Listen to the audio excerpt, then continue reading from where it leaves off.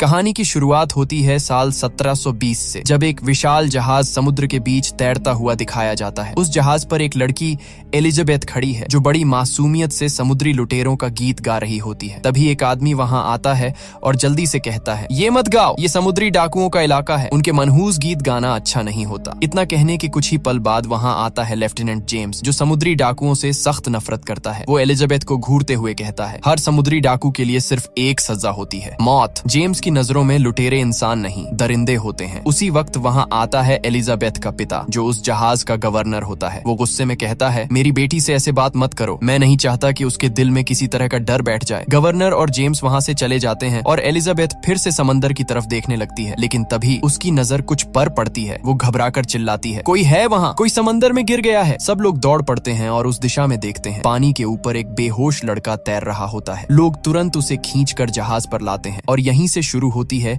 एक ऐसी समुद्री रहस्यों और खतरों से भरी कहानी, जिसमें हर लहर अपने अंदर एक राज छिपाए बैठी है। उसी वक्त सब लोग चौंक जाते हैं। सामने एक विशाल जहाज आग में जल रहा होता है। हर किसी का ध्यान उसी तरफ चला जाता है। इसी अफरा तफरी में एलिजाबेथ उस बेहोश पड़े लड़के के पास जाती है। वो लड़का धीरे धीरे होश में आता है और एलिजाबेथ मुस्कुराकर कहती है, मेरा नाम एलिजाबेथ है। लड़का कमजोर आवाज में जवाब देता है, मेरा नाम विल टर्नर है। इतना कहकर वो फिर से बेहोश हो जाता है। एलिजाबेथ जब उसके पास झुकती है तो उसे उसकी गर्दन में एक सोने का गोल लॉकेट दिखता है, जिस पर समुद्री डाकुओं का निशान बना होता है। उसे समझ जाते देर नहीं लगती, ये लड़का भी उन्हीं लुटेरों में से एक है। लेकिन एलिजाबेथ डर जाती है। वो जानती है कि अगर जेम्स को पता चल गया तो वो विल को जिंदा नहीं छोड़ेगा। इसीलिए वो चुपचाप वो लॉकेट अपने पास रख लेती है और किसी को कुछ नहीं बताती। वक्त बीतता है, कई साल गुजर जाते हैं। अब एलिजाबेथ बड़ी हो चुकी है, लेकिन आज भी उसके पास वही लॉकेट है जो उसे बचपन में विल टर्नर की गर्दन से मिला था। उसने ये राज किसी से कभी साझा नहीं किया। एक दिन उसका पिता, जो कि गवर्नर है, उसे एक खूबसूरत ड्रेस देता है और कहता है, आज रात जश्न है लेफ्टिनेंट जेम्स की तरक्की के मौके पर, तुम्हें भी तैयार होना है और उससे मिलना भी। असल में गवर्नर चाहता है कि एलिजाबेथ की शादी जेम्स से हो जाए। दूसरी ओर हमें दिखाया जाता है विल टर्नर, जो अब एक लोहार ब्लैकस्मिथ बन चुका है। वो गवर्नर के लिए बनाई गई तलवार लेकर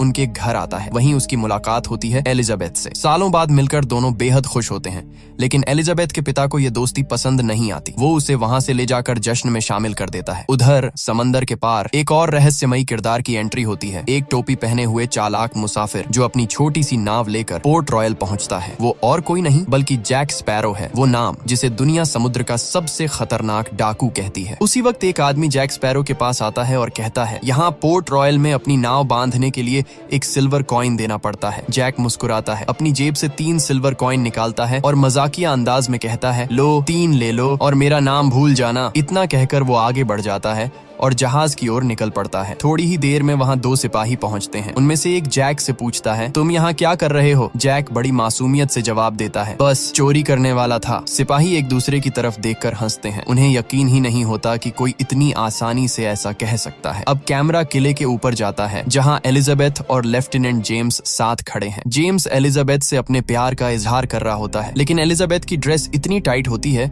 कि उसे सांस लेने में तकलीफ होने लगती है। वो अचानक चक्कर खाकर गिर जाती है और किले की ऊंची दीवार से नीचे समंदर में जा गिरती है। जैसे ही वो गिरती है, उसकी गर्दन में लटका हुआ वही सोने का लॉकेट, जो समुद्री डाकुओं का निशान लिए हुए था, पानी में डूब जाता है। जैसे ही वो लॉकेट समंदर की गहराइयों में जाता है, पानी के अंदर से एक अजीब सी कंपन और गूंज उठने लगती है, जैसे किसी पुरानी ताकत को उसकी नींद से जगा दिया गया हो। समंदर में एक तेज लहर उठती है, जिसकी गूंज चारों ओर फैल जाती है। उसी वक्त जैक स्पैरो ऊपर से देखता है कि एलिजाबेथ पानी में गिर गई है। बिना एक पल घुमाए वो समंदर में छलांग लगा देता है। वो तेजी से तैरकर एलिजाबेथ तक पहुंचता है और उसे कंधे पर उठाकर किनारे ले आता है। वो मुश्किल से होश में आती है। तभी जैक की नजर उसकी गर्दन पर पड़ती है, वहीं सोने का लॉकेट, जिस पर बना था समुद्री डाकुओं का निशान। जैक हैरान होकर पूछता है, ये लॉकेट तुम्हारे पास कैसे आया? लेकिन इससे पहले कि एलिजाबेथ कुछ जवाब दे पाती, वहाँ पहुंच जाते हैं जेम्स के सिपाही और एलिजाबेथ के पिता। वे बंदूकें तान कर जैक स्पैरो को घेर लेते हैं। एलिजाबेथ जल्दी से कहती है, रुको, इसने मेरी जान बचाई है, इसे छोड़ दो। लेकिन जेम्स की नजर जैक के हाथ पर जाती है। वहाँ बना होता है समुद्री डाकुओं का निशान। वो गुस्से से कहता है, तू एक पायरेट है और इसके लिए सजा सिर्फ मौत है। जैक मुस्कुराता है और अचानक चालाकी से एलिजाबेथ को पकड़कर उसकी गर्दन पर पिस्तौल रख देता है। अब पीछे हटो, वरना तुम्हारी कीमती लेडी का क्या होगा मैं नहीं जानता। सब पीछे हट जाते हैं और जैक उस मौके का फायदा उठाकर तेजी से भाग निकलता है। सिपाही उसका पीछा करते हैं, लेकिन जैक अपनी चालाकी और हिम्मत से सबको धोखा देकर भाग निकलता है। वो पहुंचता है एक लोहार की दुकान में, जहां वो अपनी हथकड़ियां काटने की कोशिश करता है। है। ये दुकान किसी और की नहीं बल्कि विल टर्नर की होती है। थोड़ी देर बाद विल अंदर आता है और जैसे ही उसे जैक दिखता है, दोनों के बीच शुरू हो जाती है एक जबरदस्त तलवारबाजी। तलवारें टकराती हैं, चिंगारियां उड़ती हैं, दोनों ही बेहद माहिर तलवारबाज निकलते हैं। लेकिन तभी सिपाही वहां पहुंच जाते हैं। वो जैक को पकड़ लेते हैं और आखिरकार जैक स्पैरो को जेल में डाल दिया जाता है। उसी रात समंदर की गहराइयों से उठती अंधेरी परछाइयां अब पोर्ट रॉयल की ओर बढ़ रही होती हैं। दूर क्षितिज पर दिखाई देता है एक भयावह जहाज जिसका नाम है ब्लैक पर्ल।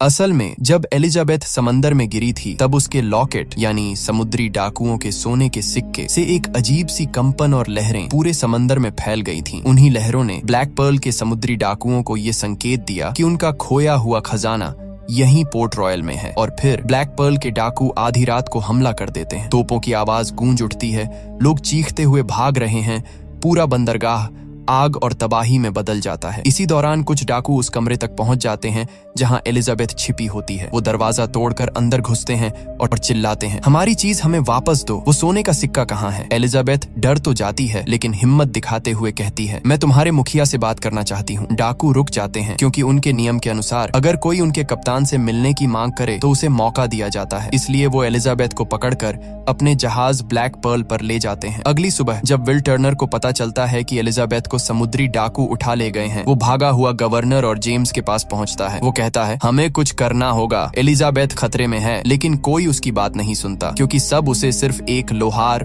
ब्लैकस्मिथ समझते हैं। उसी वक्त एक सिपाही बताता है, कल जेल में बंद जैक स्पैरो ब्लैक पर्ल नाम के जहाज का जिक्र कर रहा था। ये सुनकर विल तुरंत जेल में बंद जैक के पास जाता है। वो कहता है, हमें एलिजाबेथ को बचाना होगा, अगर तुम मेरी मदद करोगे तो मैं तुम्हें यहाँ से आजाद कर दूंगा और तुम्हें एक सुरक्षित जगह तक ले जाऊंगा। जैक मुस्कुराता है लेकिन जैसे ही उसे पता चलता है कि विल का पूरा नाम विल टर्नर है, वो चौंक उठता है। टर्नर यानी तुम बूटस्ट्रैप टर्नर के बेटे हो? उसे समझ आ जाता है कि ये वही खून है जो कभी समुद्री डाकुओं के दल का हिस्सा था। विल जैक को जेल से निकालता है और दोनों मिलकर पहुंचते हैं एक विशाल जहाज डॉन्टलेस पर। वो उसे चुराने की योजना बनाते हैं लेकिन तभी जेम्स को पता चल जाता है कि जैक और विल जहाज चुराने वाले हैं। वो अपने सारे सिपाहियों को आदेश देता है, सब के सब तुरंत डॉन्टलेस पर पहुंचो। पर जेम्स नहीं जानता था कि ये सब जैक स्पैरो की एक और चालाकी भरी चाल थी। अब कहानी और भी रोमांचक मोड़ लेती है। जब जेम्स अपने सारे सिपाहियों को डॉन्टलेस पर भेज देता है तो उसी वक्त जैक स्पैरो और विल टर्नर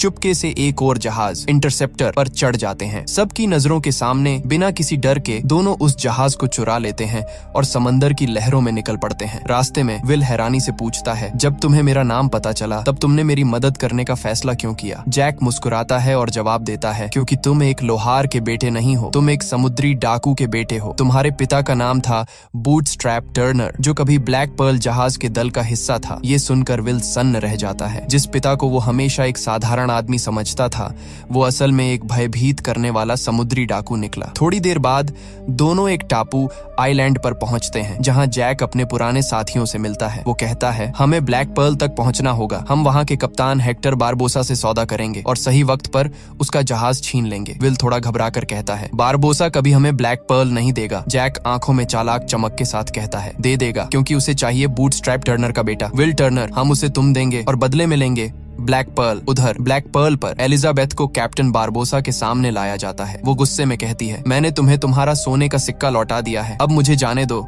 बारबोसा ठंडी मुस्कान के साथ एलिजाबेथ की ओर देखता है और कहता है, ये कोई साधारण सोने का सिक्का नहीं है, ये सिक्का है एजटेक के शापित खजाने का हिस्सा। वो धीरे धीरे आगे बढ़ता है और समझाना शुरू करता है, एक समय था जब 882 सोने के सिक्के एजटेक देवताओं ने कोर्टेस को दिए थे ताकि वो एजटेक लोगों का नरसंहार बंद कर दे। लेकिन उसने वो सिक्के तो ले लिए पर खून खराबा बंद नहीं किया। उसकी इसी लालच और विश्वासघात के कारण देवताओं ने उन सिक्कों पर एक भयानक श्राप लगा दिया। अगर कोई इंसान उन सिक्कों में से एक भी सिक्का चुरा ले तो उसे हमेशा हमेशा के लिए सजा भुगतनी पड़ेगी, दुनिया के अंत तक। बारबोसा आगे कहता है, हम भी उस खजाने के बारे में जानते थे। हमने वो 822 सिक्कों वाला संदूक लूटा और उसके साथ जो भी सोना था सब छीन लिया। हमने उस दौलत को शराब, औरतों और ऐशो आराम में उड़ा दिया, लेकिन फिर भी हमारी भूख कभी खत्म नहीं हुई। उसकी आवाज भारी हो जाती है, क्योंकि हम श्रापित हैं। हम मर नहीं सकते, खा नहीं सकते, महसूस नहीं कर सकते। हमारी आत्माएं इस सोने से बंधी हुई हैं। फिर वो एलिजाबेथ की आंखों में देखकर कहता है, और अब इस श्राप से मुक्त होने के लिए हमें सारे 822 सिक्के और उस श्राप को तोड़ने वाला खून चाहिए। और अब जब वो सिक्का तुम्हारे पास है तो तुम्हारा खून ही हमारी आजादी की कुंजी बनेगा। ये सुनते ही एलिजाबेथ घबरा जाती है। वो झट से बारबोसा को चाकू मारती है और वहाँ से भाग निकलती है। लेकिन जैसे ही वो जहाज के बाहर आती है वो स्तब्ध रह जाती है, क्योंकि वहाँ एक भी इंसान नहीं होता। हर तरफ सिर्फ कंकाल स्केलेटन चलते हुए दिखाई देते हैं। हड्डियां आपस में टकरा रही हैं और चांदनी में उनकी चमक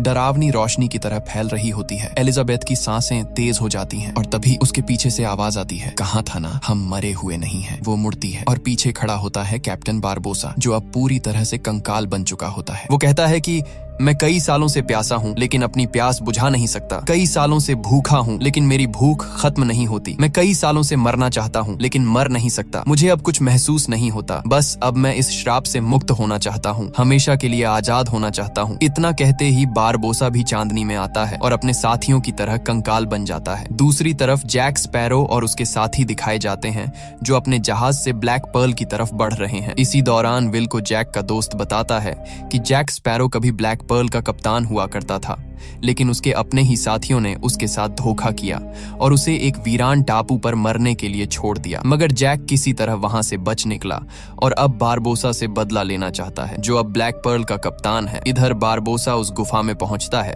जहां 881 सोने के सिक्के रखे हुए हैं। वो कहता है, हमने वो सारे सिक्के वापस रख दिए जो हमने खर्च किए थे। अब बस आखिरी सिक्का लौटाना है ताकि हम इस श्राप से आजाद हो सकें। तभी जैक स्पैरो और विल भी वहां पहुंच जाते हैं। बारबोसा एलिजाबेथ का हाथ काटकर उसका खून उस डिब्बे में डालता है जिसमें सिक्के रखे हैं, लेकिन कुछ नहीं होता। श्राप खत्म नहीं होता। बारबोसा समझ जाता है कि एलिजाबेथ बूटस्ट्रैप टर्नर की बेटी नहीं है और गुस्से में उसे थप्पड़ मार देता है जिससे वो नीचे गिर जाती है। यहाँ बारबोसा और उसके साथियों के बीच बहस शुरू हो जाती है। तभी पानी से विल बाहर निकलता है और चालाकी से एलिजाबेथ और सिक्का लेकर वहां से भाग जाता है। लेकिन बारबोसा के एक साथी जैक स्पैरो को पकड़ लेते हैं। बारबोसा उसके पास आता है और कहता है, मैं ब्लैक पर्ल का असली कप्तान था। तुमने ही मेरे साथ धोखा किया था। खजाना मिलने से पहले ही तुमने मुझे उस सुनसान टापू पर छोड़ दिया था ताकि तुम खुद श्राप से बच सको। लेकिन मैं जानता हूँ कि तुम्हें किसका खून चाहिए। अगर तुम वो खून पाना चाहते हो तो मैं तुम्हें उस इंसान तक ले जा सकता हूँ। तभी बारबोसा का एक साथी आता है और कहता है कि हम इंटरसेप्टर जहाज के करीब पहुंच चुके हैं। वहीं पर एलिजाबेथ और वो लड़का है जिसका खून हमें चाहिए। जैक स्पैरो कहता है, अगर तुम उसे बिना नुकसान पहुंचाए पाना चाहते हो तो मेरे कहे मुताबिक चलो। इस पर बारबोसा जवाब देता है, उसे पकड़ लो। अब वे सब तेजी से इंटरसेप्टर की तरफ बढ़ते हैं, वही जहाज जिस पर एलिजाबेथ और विल मौजूद हैं। उन्हें अब पता चल चुका था कि बारबोसा को विल का खून चाहिए, क्योंकि विल का पिता एक समुद्री डाकू था। दोनों पूरी कोशिश करते हैं कि अपने जहाज को ब्लैक पर्ल से बचा सकें, लेकिन अपनी पूरी कोशिशों के बावजूद वे असफल हो जाते हैं। बारबोसा अब सभी को कैद कर लेता है और उसे पता चल जाता है कि बूटस्ट्रैप टर्नर का बेटा असल में विल टर्नर ही है, जो अब उनके कब्जे में है। इसके बाद बारबोसा सबसे पहले एलिजाबेथ को पानी में फेंक देता है। फिर वह जैक स्पैरो की ओर देखकर कहता है, शायद तुम भूल गए हो, ये वही द्वीप है जहां मैंने तुम्हें पिछली बार छोड़ा था, लेकिन इस बार तुम बच नहीं पाओगे। इतना कहकर बारबोसा जैक स्पैरो को भी समुद्र में फेंक देता है। एलिजाबेथ और जैक फिर से उसी सुनसान द्वीप पर फंस जाते हैं जहां पहले जैक फंसा था। वहां पर जैक का पुराना शराब का जखीरा भी होता है, जिसे अगले दिन एलिजाबेथ जला देती है ताकि धुआं और आग देखकर कोई जहाज उन्हें देख सके। जल्द ही आग की लपटें देखकर एक जहाज उनकी तरफ आता है। उस पर जेम्स और एलिजाबेथ के पिता मौजूद होते हैं। वो दोनों जैक स्पैरो और एलिजाबेथ को उस द्वीप से निकालकर अपने जहाज पर ले आते हैं। वहीं एलिजाबेथ जेम्स से कहती है, हमें ब्लैक पर्ल का पीछा करना चाहिए क्योंकि वहीं पर विल है। लेकिन जेम्स एलिजाबेथ की बात नहीं मानता और कहता है कि हमें अपनी सुरक्षा का ख्याल रखना चाहिए। लेकिन जब एलिजाबेथ यह कहती है, अगर तुम ऐसा करोगे तो मैं तुमसे शादी कर लूंगी, तो जेम्स तुरंत मान जाता है। अब उसका बड़ा जहाज ब्लैक पर्ल का पीछा करना शुरू करता है। कुछ ही देर में वे उस जगह पहुंच जाते हैं जहां ब्लैक पर्ल खड़ा होता है। वहां सारे समुद्री डाकू गुफाओं के अंदर होते हैं जहां सोने चांदी के खजाने और वो शापित सिक्के रखे होते हैं। जैक स्पैरो एक योजना बनाता है। वह जेम्स से कहता है, मैं गुफा के अंदर जाकर बारबोसा से बात करूंगा, तुम अपने जहाज के सैनिकों को तैयार रखना। जैसे ही मैं कहूं तुम उन समुद्री डाकुओं पर हमला करना जो गुफा से बाहर आएंगे। इसके बाद जैक स्पैरो चुपचाप गुफा के अंदर चला जाता है जहां वह देखता है कि बारबोसा का एक साथी विल टर्नर की गर्दन काटने ही वाला होता है ताकि उनका शाप समाप्त हो सके। जैक तुरंत उसे रोक देता है और कहता है, अगर तुम लोग इस श्राप से मुक्त भी हो गए तो भी बच नहीं पाओगे। बाहर डॉन्टलेस जहाज तुम्हारा इंतजार कर रहा है। शाप से आजाद होते ही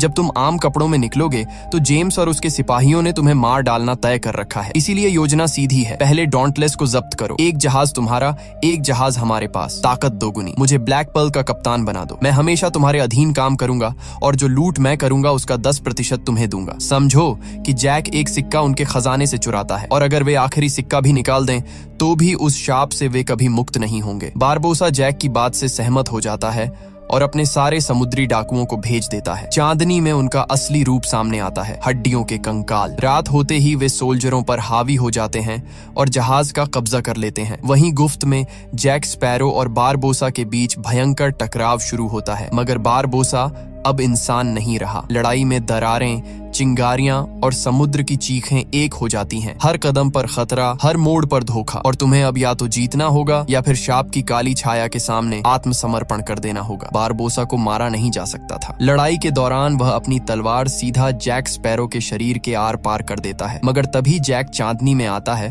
और सबके सामने उसका असली रूप नजर आता है। वह भी कंकाल बन चुका है, क्योंकि उसने भी उस शापित खजाने से एक सिक्का चुरा लिया था, यानी अब वो भी उन्हीं की तरह शापग्रस्त है। जैक अपने खून से सना सिक्का विल की तरफ फेंकता है। विल उसे पकड़ लेता है। तभी एलिजाबेथ वहां पहुंचती है। बारबोसा फिर से बंदूक एलिजाबेथ पर तान देता है, लेकिन तभी गोली चलने की आवाज आती है, और यह गोली खुद जैक स्पैरो ने चलाई होती है। वही गोली जो कभी बारबोसा ने जैक को दी थी जब उसे उस सुनसान द्वीप पर छोड़ आया था, और जैक ने कसम खाई थी कि वह उसी गोली से बारबोसा को मारेगा। बारबोसा आखिरी सांसों में कहता है, तुमने ये गोली बर्बाद कर दी जैक। पर विल कहता है, नहीं, ऐसा नहीं है, और वह दोनों सिक्के खून के साथ वापस खजाने के बक्से में डाल देता है। उसी पल शाप टूट जाता है। बारबोसा का दिल धड़कना बंद हो जाता है और वह जमीन पर गिरकर मर जाता है। डॉन्टलेस जहाज पर अब सारे समुद्री डाकू फिर से इंसान बन चुके होते हैं, इसलिए वे हार मान लेते हैं। इसके बाद दृश्य बदलता है। पोर्ट रॉयल में जैक स्पैरो को फांसी दी जा रही होती है। विल यह बर्दाश्त नहीं कर पाता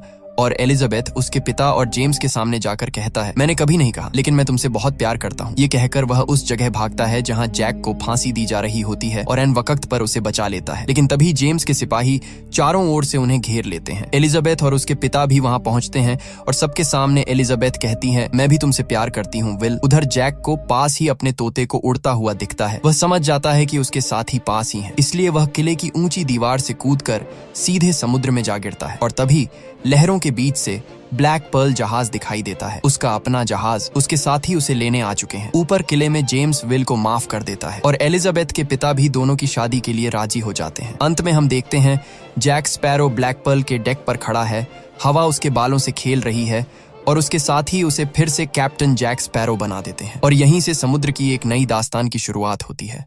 ये कहानी पिछली फिल्म के आगे से शुरू होती है, जहां बिल और एलिजाबेथ की शादी का दिन होता है, लेकिन तभी वहां आ पहुंचता है ईस्ट इंडिया कंपनी का चेयरमैन लॉर्ड कटलर बेकट। आते ही वो एलिजाबेथ और विल दोनों को गिरफ्तार करवा देता है, क्योंकि उन्होंने जैक स्पैरो को भागने में मदद की थी। उसके पास जेम्स नॉरिंगटन को गिरफ्तार करने का वारंट भी था, क्योंकि वो अपना काम ठीक से नहीं कर पाया था। लेकिन जेम्स उससे पहले ही समुद्र में कूद जाता है और खुद जैक स्पैरो को पकड़ने के लिए निकल पड़ता है, अपनी नौकरी से इस्तीफा देकर। अब विल और एलिजाबेथ को उनके गुनाह की सजा के तौर पर मौत दी जानी थी। लेकिन अगले दिन कटलर बेकट विल को बुलाता है और उससे एक सौदा करता है। वह कहता है, जैक स्पैरो के पास एक कंपास है जो किसी दिशा की ओर नहीं बल्कि उस चीज की ओर इशारा करता है जो इंसान के दिल में सबसे ज्यादा चाह होती है। वो कंपास मुझे ला कर दो, बदले में मैं तुम्हें और एलिजाबेथ को माफ कर दूंगा। विल एलिजाबेथ से विदा लेता है और जैक स्पैरो को ढूंढने निकल जाता है। दूसरी तरफ जैक स्पैरो अपने जहाज ब्लैक पर्ल पर दिखाई देता है। वह एक अनजान द्वीप से एक कपड़े का टुकड़ा लाया होता है जिस पर एक चाबी की तस्वीर बनी होती है। जैक अपने साथियों से कहता है, इस चाबी से एक डिब्बा खुलेगा जिसमें कोई बहुत कीमती चीज छिपी है, हमें वो चाबी ढूंढनी होगी। लेकिन उसकी बातों से साफ झलकता है कि वह अपने साथियों को बेवकूफ बना रहा है। असल में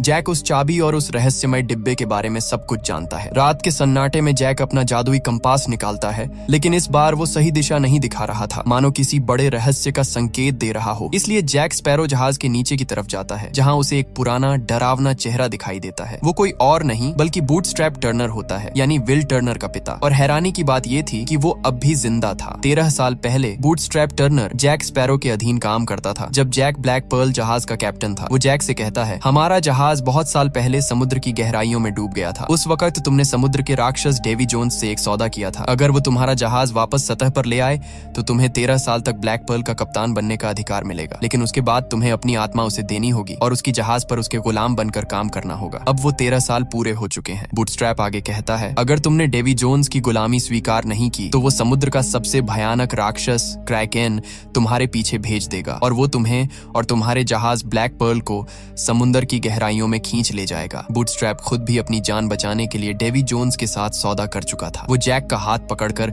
उस पर एक काला निशान बना देता है। इसका मतलब था कि अब डेवी जोन्स हमेशा उसकी लोकेशन जान सकता है और क्रैकेन कभी भी आकर उस पर हमला कर सकता है। ये कहकर बूटस्ट्रैप गायब हो जाता है। जैक अब बुरी तरह डर चुका था। वो अपने साथियों से कहता है, जहाज को तुरंत किसी और दिशा में ले चलो। उसी वक्त बारबोसा का शरारती बंदर, जो अब भी जहाज पर था, जैक की टोपी चुरा लेता है और उसे समुद्र में फेंक देता है। बाद में वो टोपी दूसरे नाविकों को मिलती है, लेकिन जैसे ही उनमें से एक नाविक उसे पहनता है, समुद्र की गहराइयों से क्रैकेन उभर आता है और पलक झपकते ही उनका जहाज निगल जाता है। दूसरी तरफ फोर्ट रॉयल में एलिजाबेथ के पिता उसे चुपके से भागने में मदद कर रहे थे और आखिरकार एलिजाबेथ वहां से भाग निकलती है। उसका एक ही मकसद था, विल तक पहुंचना ताकि उनकी सजा माफ हो सके। उधर विल एक द्वीप पर ब्लैक पर्ल जहाज को देखता है। जैक स्पैरो उस वक्त समुद्र से दूर था क्योंकि वो क्रैकेन से जान बचा रहा था। विल उस द्वीप की तलाश में निकलता है, लेकिन तभी कुछ आदिवासी उसे पकड़ लेते हैं। ये सब आदिवासी नरभक्षी थे जो इंसानों को ही खा जाते थे। वो विल को अपनी जनजाति के पास ले जाते हैं। वहाँ विल को देखकर झटका लगता है क्योंकि उनका राजा कोई और नहीं बल्कि जैक स्पैरो था। विल हैरान होकर जैक से कहता है, मुझे तुम्हारा कंपास चाहिए। मैं और एलिजाबेथ ने तुम्हें भागने में मदद की थी और अब उसी की वजह से एलिजाबेथ को फांसी दी जाने वाली है। अगर तुम सच में उसे बचाना चाहते हो तो मुझे वो कंपास दे दो। लेकिन जैक चालाकी से मुस्कुराता है और कुछ ऐसा कहता है जो समझ नहीं आता। फिर वो अपने आदमियों को इशारा करता है और विल को कैद में डाल दिया जाता है। वो देखता है कि वहाँ पहले से ही जैक के बाकी साथी भी पिंजरे में बंद हैं, लकड़ी के बने पिंजरों में जो हड्डियों से टंगे हुए थे। वो आदिवासी कहते हैं कि उन्होंने जैक स्पैरो को अपना राजा इसलिए बनाया है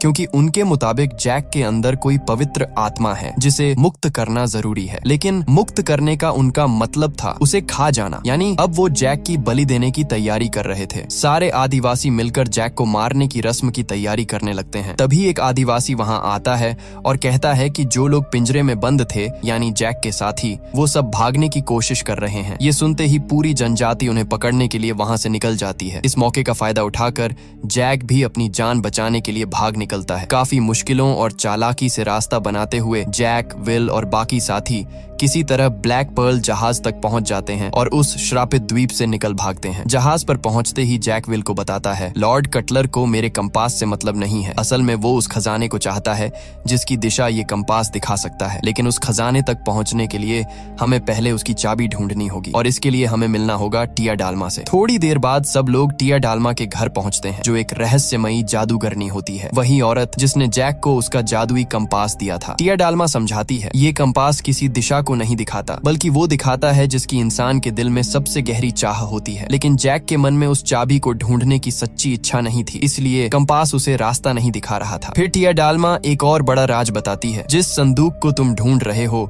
वो कोई साधारण संदूक नहीं है। उसमें डेवी जोन्स का दिल बंद है और उस संदूक की चाबी सिर्फ डेवी जोन्स के पास है। टिया डालमा जैक स्पैरो को एक छोटा सा जार देती है जिसमें मिट्टी भरी होती है। वो मुस्कुराते हुए कहती है, जब तक ये जमीन तुम्हारे पास है, डेवी जोन्स कभी जमीन पर कदम नहीं रख सकता और जब तक वो जमीन पर नहीं आ सकता तुम सुरक्षित रहोगे। साथ ही वो डेवी जोन्स के जहाज दी फ्लाइंग डचमैन की लोकेशन भी बता देती है। जैक और उसकी टोली उस जगह की तरफ निकल पड़ते हैं। वहाँ पहुंचकर विल देखता है कि एक टूटा फूटा जहाज पानी की सतह पर तैर रहा है। विल कहता है, मैं उस जहाज पर जाऊंगा और किसी भी हाल में वो चाबी ढूंढ निकालूंगा। जैक मुस्कुराकर कहता है, अगर तुम पकड़े गए तो बस ये कहना कि जैक स्पैरो ने तुम्हें अपना कर्ज चुकाने के लिए भेजा है। विल उस जहाज की ओर बढ़ता है, लेकिन तभी समुद्र की गहराइयों से असल जहाज ऊपर आता है। वो था फ्लाइंग डचमैन। उस जहाज पर अजीबो गरीब समुद्री जीव जैसे लोग सवार थे, आधे इंसान आधे समुद्री राक्षस। वो विल को पकड़ लेते हैं और उसे डेवी जोन्स के सामने लाते हैं। डेवी जोन्स इंसान नहीं था, उसका चेहरा ऑक्टोपस की तरह था और उसकी आवाज भारी लेकिन इंसानी थी। विल हिम्मत जुटाकर कहता है, जैक स्पैरो ने मुझे भेजा है उसका कर्ज चुकाने के लिए। डेवी जोन्स टेलीस्कोप निकालकर दूर देखता है। वो देखता है कि ब्लैक पर्ल जहाज पर जैक भी उसी की तरफ देख रहा है। अगले ही पल डेवी जोन्स अचानक ब्लैक पर्ल पर प्रकट हो जाता है, यानी उसके पास टेलीपोर्ट करने जैसी रहस्यमयी शक्तियां थीं। वो जैक से कहता है, हमारे वादे के मुताबिक अब तुम्हें मेरे लिए काम करना होगा। 13 साल पहले जो समझौता हुआ था आज उसका वक्त पूरा हो चुका है। जैक स्पैरो, डेवी जोन्स गुस्से भरे स्वर में कहता है, अब तुम्हारा वक्त खत्म हो चुका है जैक स्पैरो। जैक हंसते हुए जवाब देता है, मेरी कीमत बहुत ऊंची है। डेवी जोन्स मुस्कुरा कर कहता है, हाँ तुम्हारी कीमत बहुत ऊंची है जैक स्पैरो। तुम्हारी एक आत्मा की कीमत 100 लोगों के बराबर है। तुम पहले ही एक इंसान विल टर्नर मुझे भेज चुके हो। अब बाकी 99 लोगों को मेरे हवाले करो, उसके बाद तुम आजाद हो जाओगे। जैक तुरंत हाँ कर देता है, ठीक है मैं तैयार हूँ। डेवी जोन्स उसका हाथ पकड़ता है और उसके हाथ पर बना काला निशान मिटा देता है, वही निशान जिससे क्रैकन कभी भी उसे ढूंढ सकता था। डेवी जोन्स कहता है, तुम्हारे पास 3 दिन है। इन 3 दिनों में मुझे 99 और लोग चाहिए। इसके बाद जैक अपने साथियों के साथ एक नए द्वीप पर पहुंचता है। वहां वो लोगों को धोखा देकर डेवी जोन्स के हवाले करने की कोशिश करता है, लेकिन उसे मुश्किल से 4 लोग ही मिलते हैं। उसी दौरान वहां जेम्स नॉरिंगटन भी आता है, जो खास तौर पर जैक को पकड़ने के लिए आया था। वो जैक पर बंदूक तान देता है, लेकिन जैक के साथी समय रहते उसे बचा लेते हैं। जैसे ही जैक अपने जहाज पर चढ़ने लगता है, पीछे से एलिजाबेथ आती है। वो अब यहाँ एक नई पहचान के साथ रह रही थी। वो गुस्से में कहती है, विल तुम्हें ढूंढने यहाँ आया था, बताओ वो अब कहाँ है? जैक गंभीर होकर कहता है, वो डेवी जोन्स के जहाज डचमैन पर है। अगर तुम सच में उसे बचाना चाहती हो तो तुम्हें वो संदूक ढूंढना होगा जिसमें डेवी जोन्स का दिल है। इसके बाद जैक चतुराई से अपना कंपास निकालता है और कहता है, ये कंपास उसी चीज की दिशा दिखाता है जो तुम्हारे दिल के सबसे करीब होती है। विल तुम्हारे लिए सबसे कीमती है, इसलिए इसे तुम रखो। जैक वो कंपास एलिजाबेथ को दे देता है। अब विल तक पहुंचने और उसे बचाने के लिए एलिजाबेथ को उस डेड मैन चेस्ट को ढूंढना होगा जिसमें डेवी जोन्स का दिल बंद है। जैसे ही जैक स्पैरो कंपास एलिजाबेथ के हाथ में रखता है, वो तुरंत दिशा दिखाने लगता है, यानी अब कंपास ने उन्हें सही रास्ता बता दिया था। अब एलिजाबेथ, जैक, जेम्स नॉरिंगटन और जैक के बाकी साथी मिलकर उस दिशा में निकल पड़ते हैं। वो यात्रा जो उन्हें डेवी जोन्स के दिल वाले संदूक तक ले जाने वाली थी। दूसरी तरफ डेवी जोन्स के जहाज फ्लाइंग डचमैन पर विल की मुलाकात अपने पिता बूटस्ट्रैप टर्नर से होती है। विल हैरानी से कहता है, पिता आप जिंदा हैं? बूटस्ट्रैप थके हुए स्वर में कहता है, मैं जिंदा नहीं हूँ बेटे, बस डेवी जोन्स का गुलाम हूँ। विल कहता है, मैं यहाँ उस चाबी को ढूंढने आया हूँ जो डेवी जोन्स के दिल वाले संदूक को खोलती है। बूटस्ट्रैप सिर हिलाता है, मुझे उसके बारे में कुछ नहीं पता। तभी पीछे से एक अजीब सी परछाई आगे बढ़ती है। वो एक समुद्री जीव था जो कभी इंसान रहा होगा। वो कहता है, डेवी जोन्स वो चाबी हमेशा अपने पास रखता है, अपने गले में। अब विल और उसका पिता जहाज के एक और हिस्से में जाते हैं जहां डेवी जोन्स के गुलाम एक अजीब खेल खेल रहे थे। वो खेल पासे डाइस का था, लेकिन यहाँ दांव पर पैसे नहीं, जिंदगी के साल लगाए जा रहे थे। विल आगे बढ़कर कहता है, मैं भी ये खेल खेलना चाहता हूँ, लेकिन तुम्हारे खिलाफ डेवी जोन्स। अगले ही पल डेवी जोन्स वहां आ जाता है और अपनी ठंडी आवाज में पूछता है, और क्या दांव लगाना चाहते हो विल टर्नर? विल दृढ़ता से जवाब देता है, मैं अपनी पूरी जिंदगी दांव पर लगाऊंगा और बदले में तुम्हें भी वो चाबी दांव पर लगानी होगी। डेवी जोन्स कुछ पल सोचता है, फिर धीरे धीरे अपने गले से चाबी निकालता है, वही चाबी जो डेड मैन चेस्ट को खोल सकती थी। अब खेल शुरू होता है। डेवी जोन्स और विल टर्नर के बीच पासे फेंके जाते हैं, दांव बढ़ता जाता है। तभी बूटस्ट्रैप टर्नर भी वहां पहुंचता है और खेल में शामिल हो जाता है। लेकिन जब वो देखता है कि उसका बेटा विल हारने वाला है, तो वो अपने बेटे को बचाने के लिए झूठ बोल देता है। वो पासों का गलत नंबर बताता है ताकि विल बच सके, लेकिन डेवी जोन्स बहुत चालाक था। वो तुरंत समझ जाता है कि बूटस्ट्रैप टर्नर ने झूठ बोला है। वो गुस्से में उठकर उसका पासा जांचता है और ठंडी आवाज में कहता है, तुमने मुझे धोखा दिया है। अब तुम्हारी सजा यही है